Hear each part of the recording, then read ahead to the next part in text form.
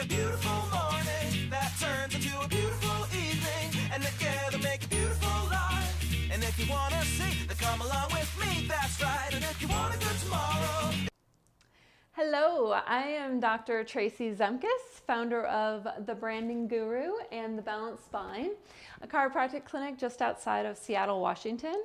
I graduated in 2001 from Palmer Chiropractic College in Davenport, Iowa, and I had this big branding vision very early on in my career for my clinic, and I just fell in love with the process. The idea that you can create an ideal image that you want your business to look like and an ideal emotion that you want it to feel like, that was the coolest thing ever for me. The process that can be controlled to do this, those were just intentional steps to influence how people experience my clinic. And that was just so fun for me. My creative side just went crazy for that type of challenge. Well, that was 2001, and now that it's 2016, things have really changed on how you brand your business. So wait, let me ask you one question. What's more important than branding your clinic? It's branding you. So on this Wise Woman Wednesday episode, I want to discuss branding you. So first of all, is it really a big deal to brand you? Well, yeah, it is, right? Because it is what people think about you and how they form their opinions about you. So let me put it this way. Before technology, your reputation was based on how people perceived your actions, and it was only like a small radius of people who were around you a lot. Or maybe they heard about you from a person that did business with you. That meant if you needed to restart because something damaging happened, you could, but not anymore. People know you before you know them. In 2016, more people were searching names than they were searching businesses. 1 billion names are Googled every single day. So Google is now the first people look to place an opinion about you. Now with the rise of social media, anyone can see your political affiliations, your religious beliefs, your TV shows. You get my point. If you've posted it, it is searchable. So in 2001, when my husband and I first started our practice, marketing was really on branding our name of our business. The internet wasn't a huge priority except for a website. We focused a lot on print advertising, the occasional yellow page ad. And in 2016, it's completely different because people are searching for names rather than searching for businesses for the most part. In my opinion, and others seem to agree and take this stance, in order to adapt to the ever-changing business environment, you must stake your claim on your name and your reputation. You need to start creating and posting content that reflects your personality, your values, your opinions, and your preferences. Sounds like a bunch of work, right? Yeah, it is. But let's look at the price of not intentionally working on the brand of you. I'll give you an example, and this may be a funny example because it's me.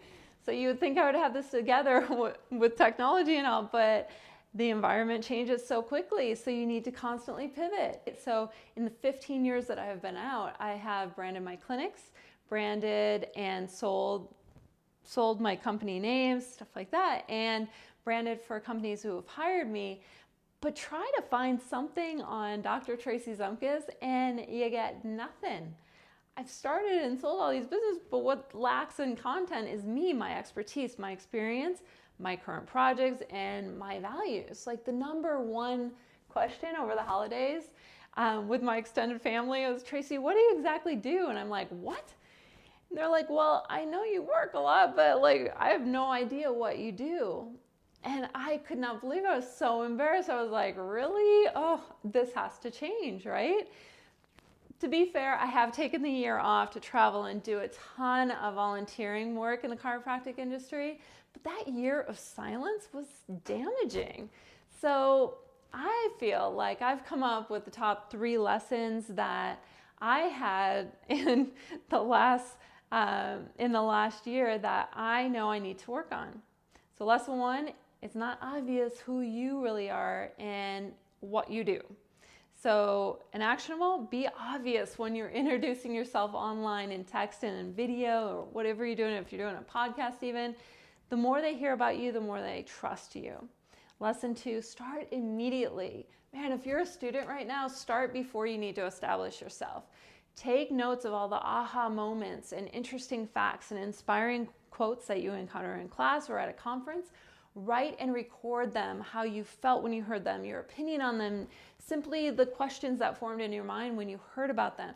Like, group them into categories and to stay organized, and get a library of content started so that you can repurpose, reuse, and repost all of these. Is one of the most sincerest ways to let people know about you, your thought process, and your opinions.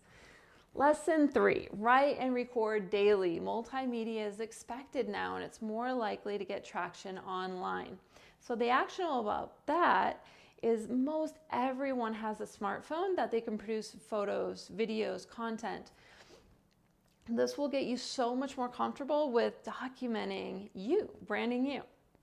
So in closing, I just want to encourage each one of you to step back and really look at the content that exists online about you. And is it what you want for your professional identity? Could it be better? Could it be added to? Just remember, it's not about vanity, and it's not about posting a ton of selfies. It's about intentionally expressing yourself and your knowledge in a professional format. So leaving that magically to happen on its own is pretty scary to me. So go ahead, be brave, and get started. I'm super excited about doing this for myself in 2016 and seeing the results. So I hope you've found this topic interesting. If you have any questions, leave them in the comments below. Or if you're an LCW member, post them in our new private Facebook group, and we can discuss as a group. It's the best way to get a ton of different perspectives on one singular topic. Now get going, you've got a lot of content to produce.